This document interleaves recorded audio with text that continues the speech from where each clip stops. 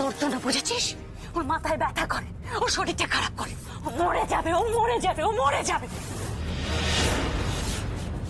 আশ্রমের জন্য আমি একটা জমি দেখেছি, সেই জমিটার দাম প্রায় 80 লাখ টাকা। বললাম তো টাকাটা আমি দেবো। বিশিষ্ট ব্যবসায়ী নবকুমার গুহ ঠাকুরতার অনাথ আশ্রম থেকে কদিন আগে একটি মেয়ে পালিয়ে গেছিল। বলেছিল তারা সেই মেয়েটিকে দত্তক নেবে, কিন্তু আজকে সেই মেয়েকেই তারা রাতের অন্ধকারে রাস্তায় বার করে দিয়েছে। এই খবর গুহ ঠাকুরতা বাড়ির ভিত নাড়িয়ে দেবে। লোভ হয়ে গেছে, এত এত এত টাকা আমি ছাড়তে পারবো না। দেখো লোভ তো তুমিই মানুষের মধ্যে সৃষ্টি করেছো, বলো। মানুষ তো যত পায় তত তত তত চায়। আমার কিছুতেই মন ভরছে না, আমার আশিতেও মন ভরছে না। আমার ওদের সব কিছু চাই, ওদের বাড়ি, ওদের গাড়ি, যত টাকা আছে যত, সব আমার। আমার বউ যেন আমারই থাকে। তোমার পথ পাতলা এতটা যখন এগিয়ে দিয়েছো, আর একটুখানি এগিয়ে দাও। শোনো, আমি যেটা হচ্ছে, আমার একটা ভয় আছে, আমি যদি বিয়ের প্রস্তাব দিই আর ওরা যদি রাজি না হয়। তুমি তো সব জানো, আমার চাল চুলো তো কিছুই নেই। বিয়ে করে কোথায় রাখবো ওদের মেয়েকে? রাখার তো জায়গাই নেই। তাহলে তো ওদের মেয়েকে বিয়ে করে আমাকে ঘর জামাই থাকতে হয়। রত্নদীপ আমাদের বাড়ির জামাই হওয়ার কথা ভাবছে, আমার জন্য প্রার্থনা করছে, আর আমি ভুল ভেবে শুধু শুধু ও আমাকে এতটা ভালোবাসে।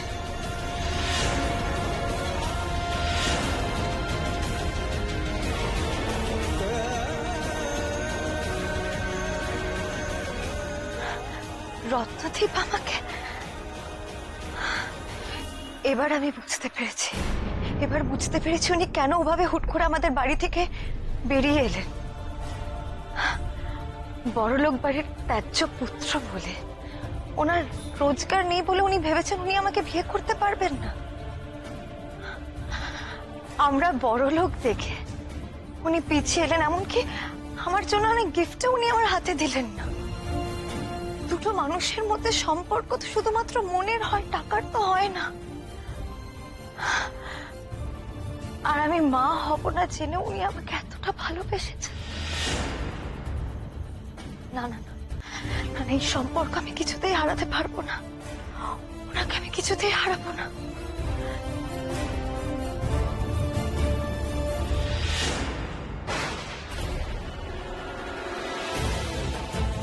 একবার মুখ ফুটে বলে তো দেখুন বিয়ের কথা।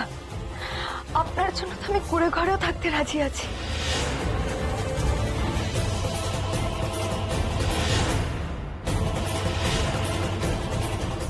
আপনি আসুন আমাদের বাড়িতে, আপনি এসে আমার বাবাকে বলুন যে আপনি না,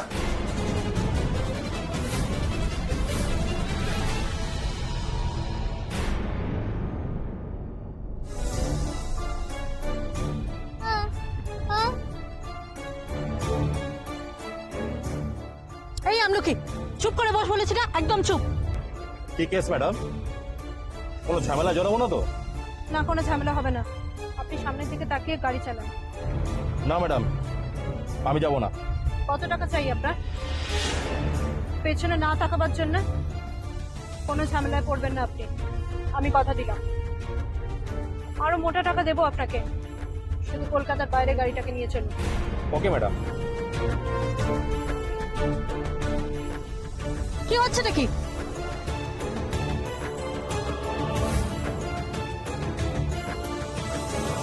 দেখো, আমি অত দারিদ্র একটা মানুষ, আমার আর তোমার বিয়ে হওয়াটা সম্ভব নয়। এই বিয়ে হতে পারে না মোহনা।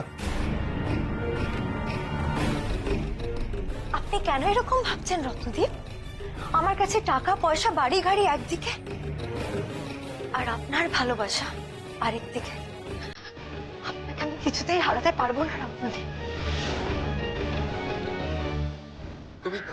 তুমি চলে যাও মোহনা, তুমি চলে যাও। রত্নদীপ, আপনি প্লিজ আমার কথা শুনুন।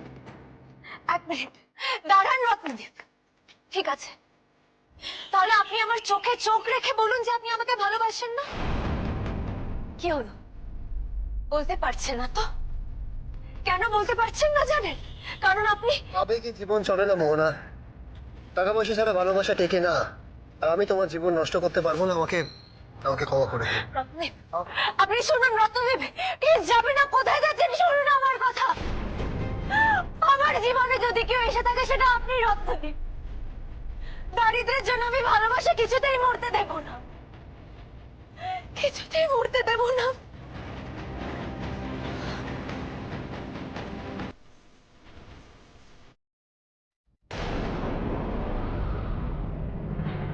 তুমি নাকি খুব জাগ্রত, তোমার ভক্তদের তুমি ফেরাও না। বেশ, আজ আমি তোমার কাছে প্রার্থনা করছি, আমার বিয়ে যেন রত্নদ্বীপের সঙ্গেই হয়। কৃপা করো।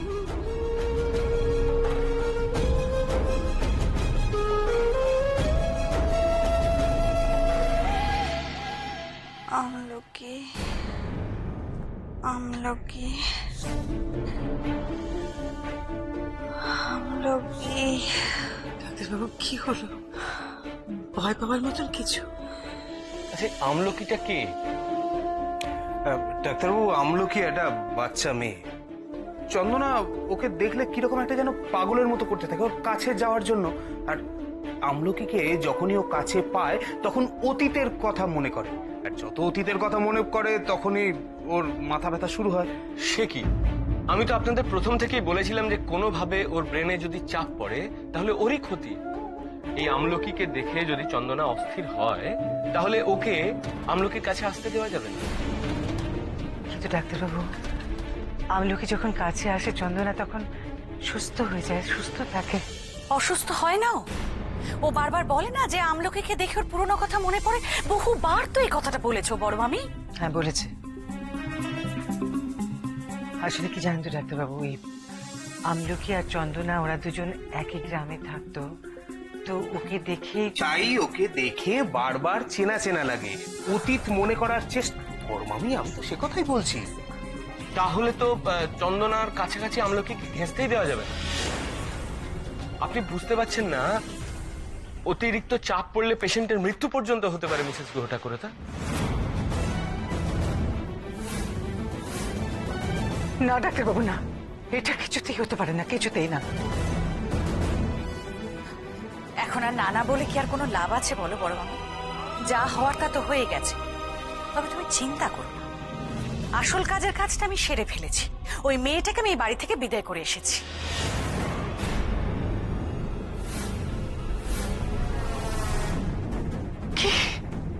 কি বললে? বিয়ে করেছো মানে আমলকিকে বাড়ি থেকে বের করে দিয়েছো?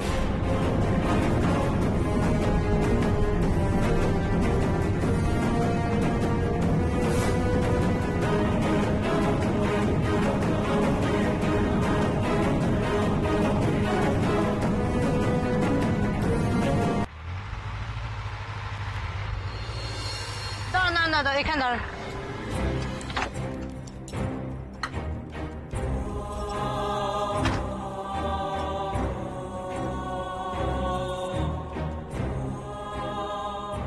নাম নাম না, নাম তারপরে বলছি। নাম। তুই এখন এখানেই থাকবি, ঠিক আছে? এইখানে থাকবি তুই, যা।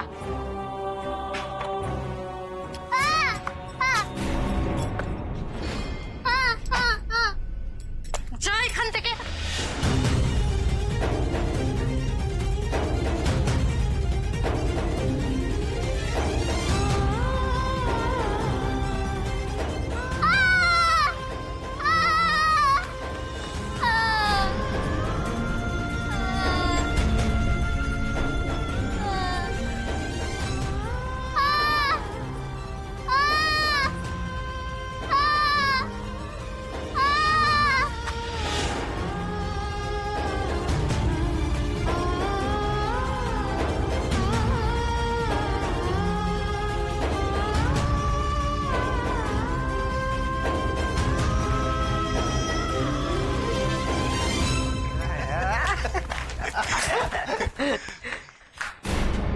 রে এই বাচ্চাটা কে?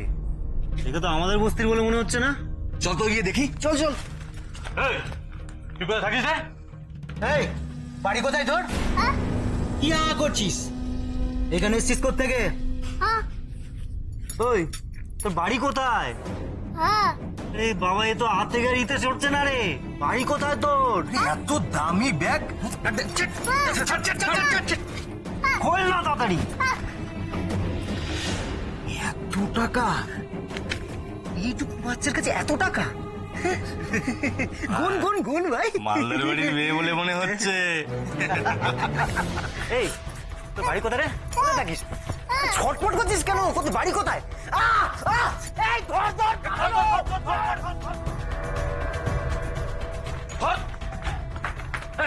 পালাচ্ছিস কোথায় রে?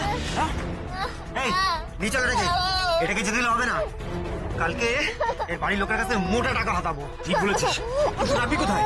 রঘুদার ঘরে। বৌদির চোখের আলোতে পারবে না। নিয়ে চলে রেখে, চল চল চল চল। বড় মামি শোন, বড় মামি সাবর্ণী না হয় একটা ভুল করে ফেলেছে। ভুল? কি বলতে চাইছো তুমি?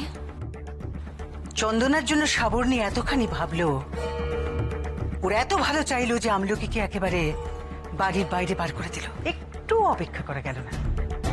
প্রয়োজন মনে করলে কাল সকালে আমলকিকে হোমে পাঠিয়ে দেওয়া যেত না? হ্যাঁ তাই তো। ছি ছি সাবর্ণী, এরকম কেউ করে? ওইটুকু বাচ্চা মেয়েকে কেউ রাত্রিবেলা বাড়ি থেকে বের করে দেয়? ছি ছি ছি। বড় মামি তো ঠিকই বলেছেন, ওকে হোমে তো পাঠিয়ে দেওয়া যেত সকালবেলা, নাকি? অনেক হয়েছে সুভাষ, আর প্রয়োজন নেই। বড় মামি আপনি ঘরে যান, আমি দেখছি কি করা যায়। তোমাকে আমি বলেছি কিছু করতে? বলেছি কি? আমি আমলকিকে খুঁজে বের করব, করবই সুভাষ।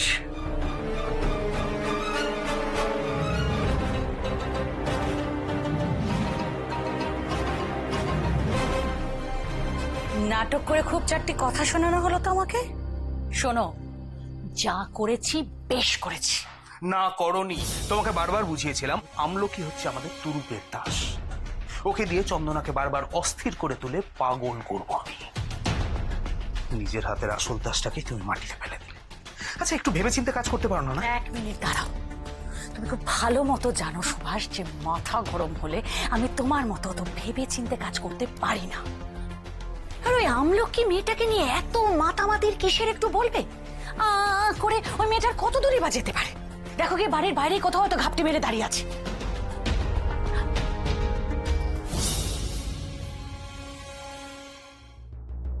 চল চল।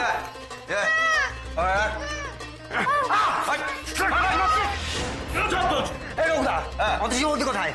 ডাক বৌদিকে। না দেখছি তোর বৌদি কোথায়। ওকে বেঁধে এখানে রাখ। বৌদি হলে একে 1 মিনিটে শাস্তি করে দেবে। যা।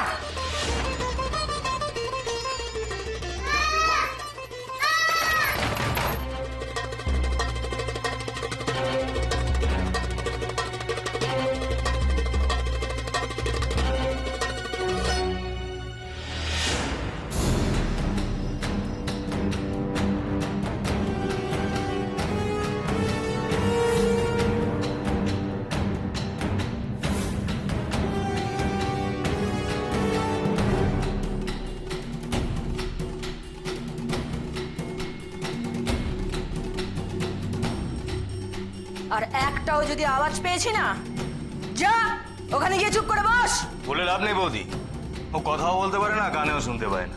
চেঁচাতে তো পারে, আর একটাও যদি আওয়াজ পেয়েছি তাহলে গলার আওয়াজটুকু বন্ধ করে দেবো।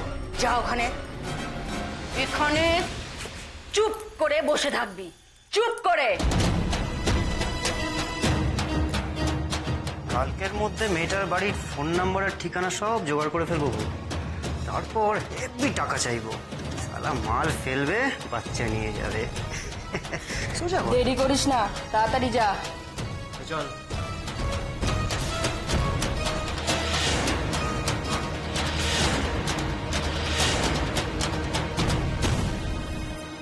সাবর্ণীর জন্য পুরো ছকটা আবার নতুন করে সাজাতে। বেশ সুন্দর, এতদিন আমলকিকে ভুলে যাওয়ার ভয় দেখিয়ে চন্দনাকে ইঞ্জেকশন গুলো দিয়ে দিচ্ছিলাম, এখন আর সেটাও হবে না। আমলকি, আমলকি,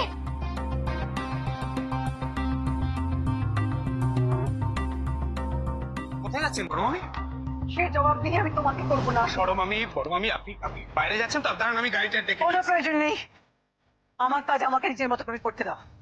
বড় মামি প্লিজ, আপনি রাগ করবেন।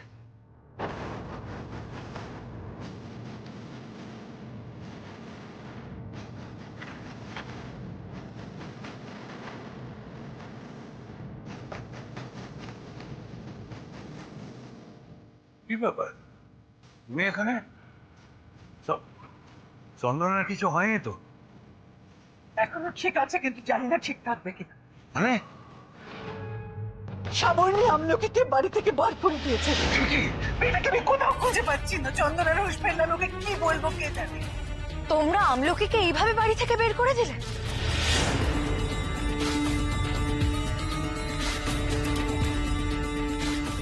মোহনা,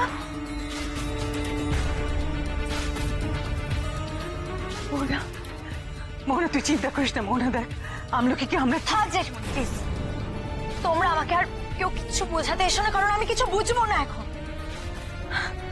ও হ্যাঁ, আর একটা কথা, আমলকির যদি কিছু হয় আমি কিন্তু কাউকে ছেড়ে কথা বলবো না, কাউকে না।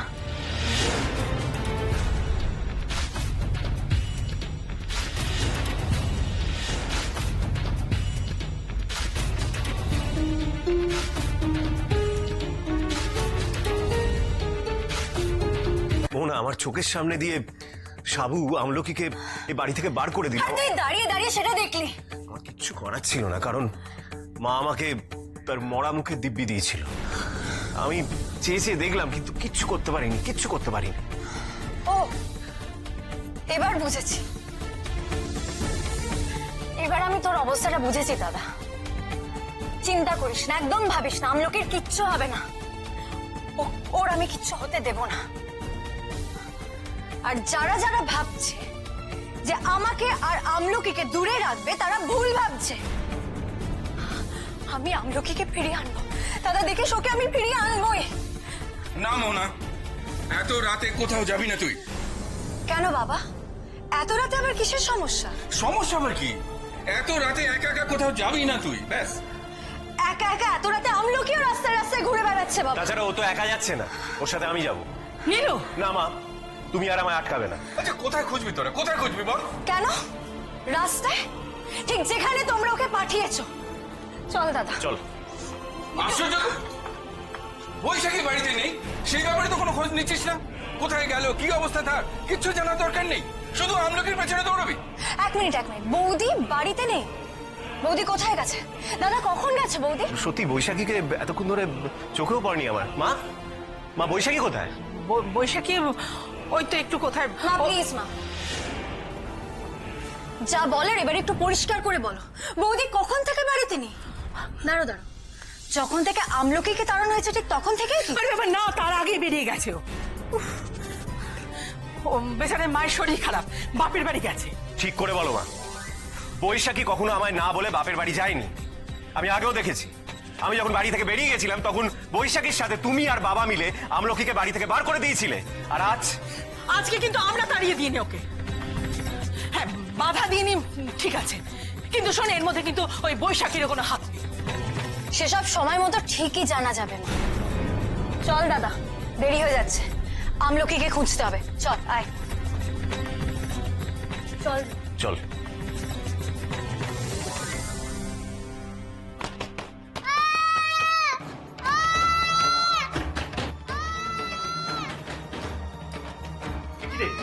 আবার মজা চলছে। বৌদি, বৌদি এটার একটা ব্যবস্থা করো। এভাবে চিৎকার চেঁচামেচি করলে তো বস্তির লোক সব জেনে যাবে যে একটা মেয়েকে আমরা এখানে আটকে রেখেছি। আমি কেন ব্যবস্থা করতে যাবো মাগনায়? মাগনায় কেন? বলো না আমাদের কি করতে হবে। যা টাকা পাবি তার বখরা চাই। পাবে। এবার দেখ, এরকম এক চুটকিতে শান্ত করে দিবি, আর একটু আওয়াজ পাবি না।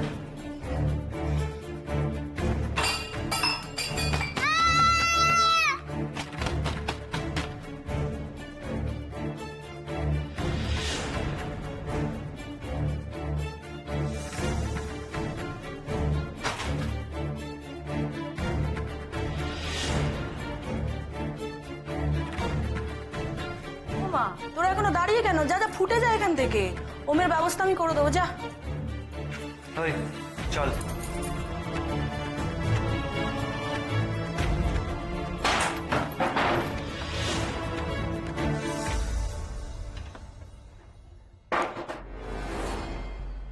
এত বড় সাহস তো, হ্যাঁ? দাঁড়া, দেখাচ্ছি মজা। আয় এদিকে বস। দাঁড়া দাঁড়া, তোর ব্যবস্থা কিছু না করেছিস? চুপ!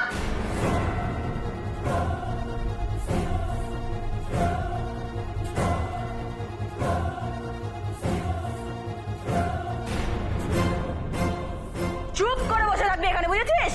চুপ করে।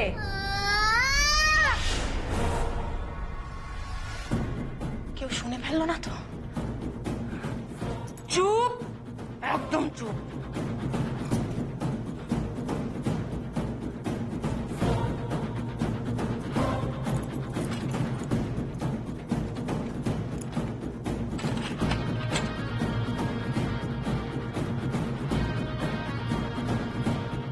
চুপ করে বসে থাকবি একদম।